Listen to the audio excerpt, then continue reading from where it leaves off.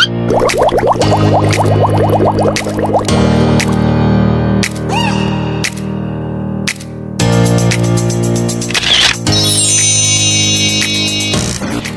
anything else, I would like to give a shout out to my biology teacher, Miss 𝐈𝐌𝐏𝐻𝐒. She's the one who gave us this task of creating a plant cell model. I hope you like it, Miss.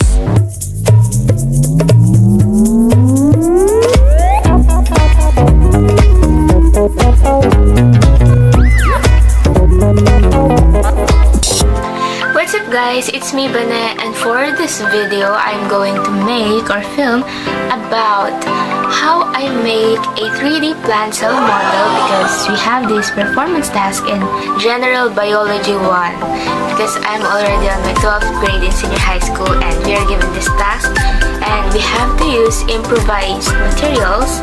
I chose to make an edible plant cell model. Before we start, what are cells? Cells are the basic building blocks of all living organisms. They make up the tissues like muscular, connective, nervous, and epithelial, for example in our human body, and subsequently organ systems. Here's a little trivia. Did you know that there are around 37.2 trillion cells in a human body? Pretty amazing, right? Now let's move on to our main agenda for this video, which is making a three-dimensional model of a plant cell. A plant cell is a eukaryotic cell because it has a cell membrane and a nucleus.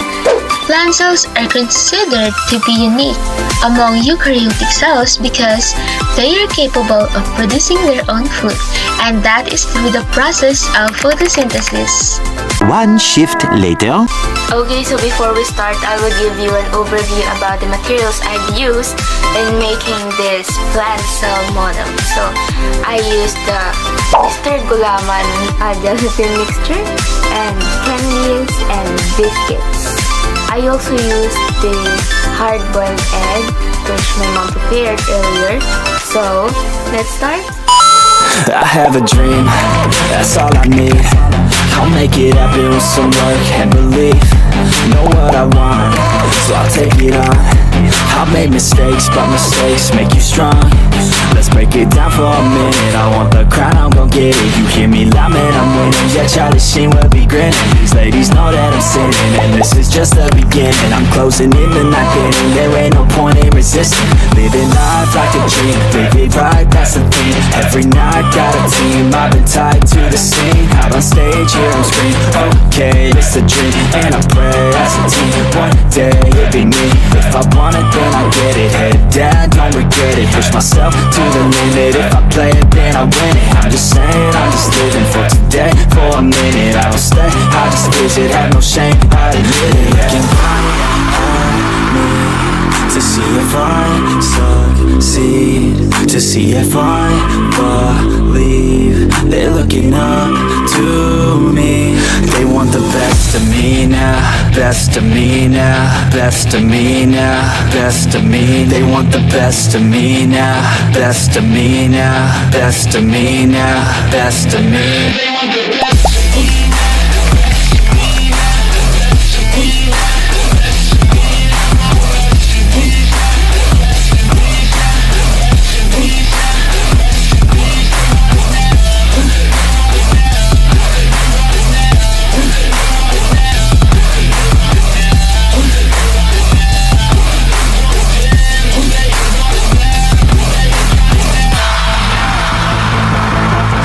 Swear to God, man, I'ma make it soon.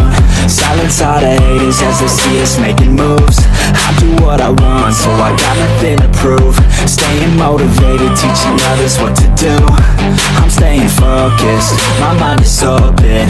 They start to notice that I'm in motion. There is no potion, you're not just chosen. It takes devotion to stay composed, man. Never stop us. Okay, so as I've said earlier, this container represents the cell wall of a plant cell. So I'm going to put this one here.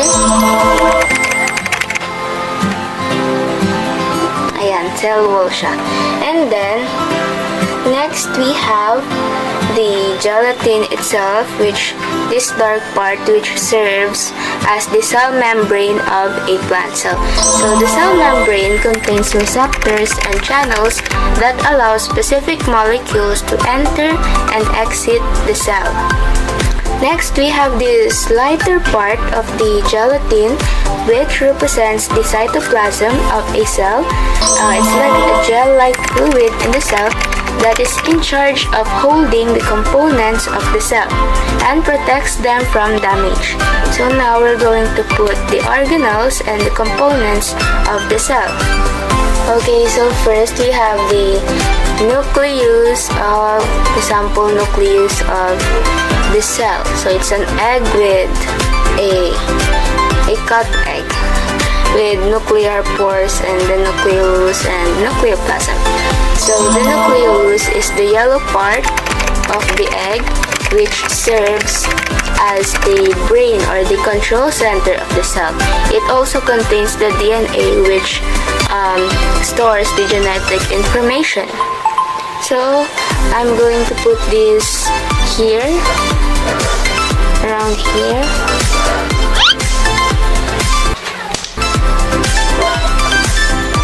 So we're going to carve out a small portion of this gelatin. Okay, so there we go. Ayan, dyan natin nilagay ang ating nucleus. So, ilalabel na po natin ang ating parts. First, we have the nuclear envelope. So, the nuclear envelope separates the contents of the nucleus from the cytoplasm. So, dito ko na lang siya ilalagay. Yan, that is the nuclear envelope. And then, we have the nuclear pores. Nuclear pores regulate the movement of molecules from the nucleus to the cytoplasm.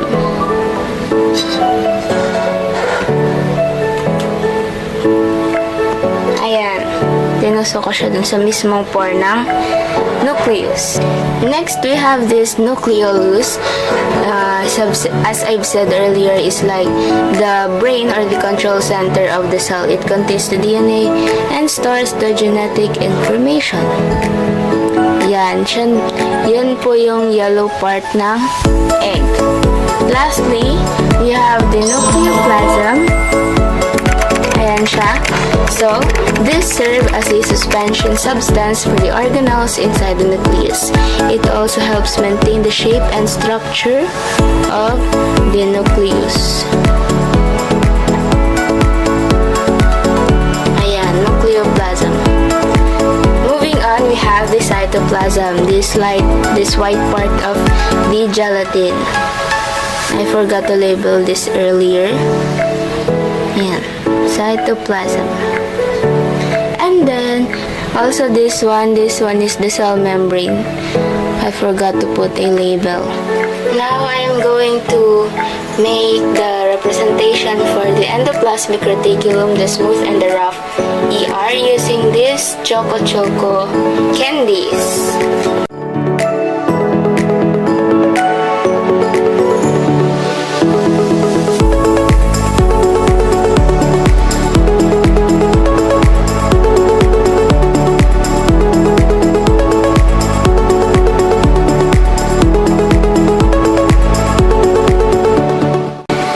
Okay, so that is how I represent the endoplasmic reticulum, and I'm going to label that using these two flaglets.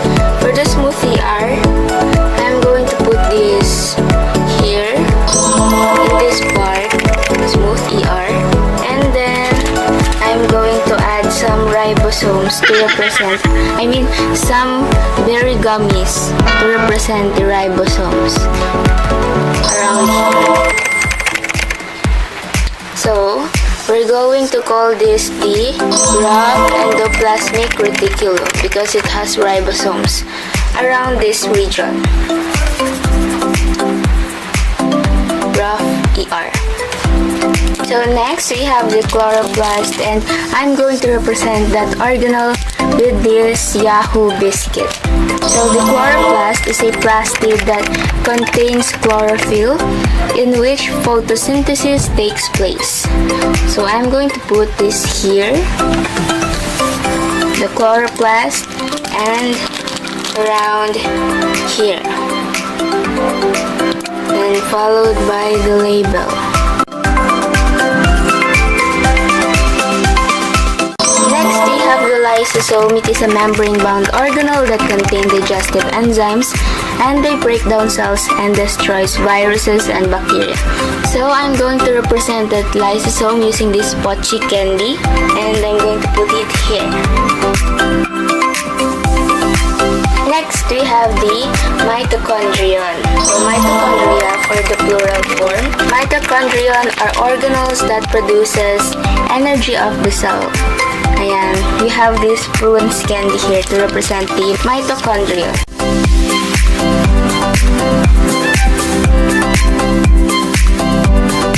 We now have the mitochondrion of the cell. Next is we have the peroxisome. The peroxisome is a membrane-bound organelle that takes part in lipid metabolism and oxidative processes in the cell. So we're going to represent that organelle using this Yaki candy, and we're going to put this here. I forgot the label for this mitochondrion. And for peroxisomes, these are peroxisomes. So next, we have the vacuole. The vacuole are compartments in the cell that stores minerals, nutrients, and proteins within the cell. So vacuoles can be represented by this cheesecake ball. I'm going to put this at the center, this in front of the nucleus. This is the vacuole. Okay, so next we have the Golgi apparatus that can be compared to the post office of the cell, because its purpose is packaging proteins into vesicles and sending them out to the correct destinations within the cell, where the proteins are used to carry out the requisite cellular functions. I'm going to represent that using these gummy worms, colorful gummy worms, and I'm going to put this around here.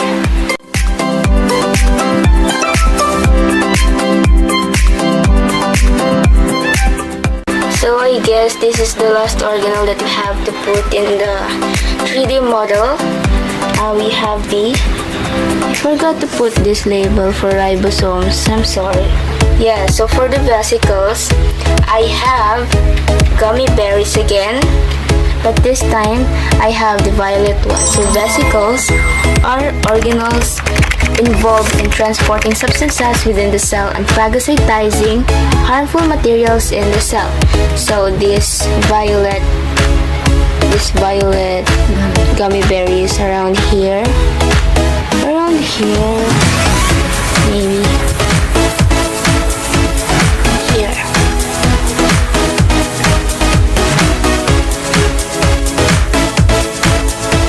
So this violet gummy berry is called the vesicle. So there we have it.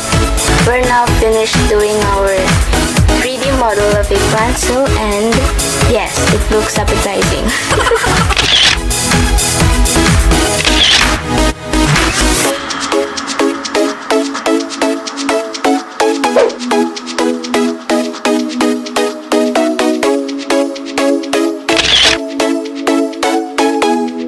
That's all for this video, and I hope you liked this video and you learned something too.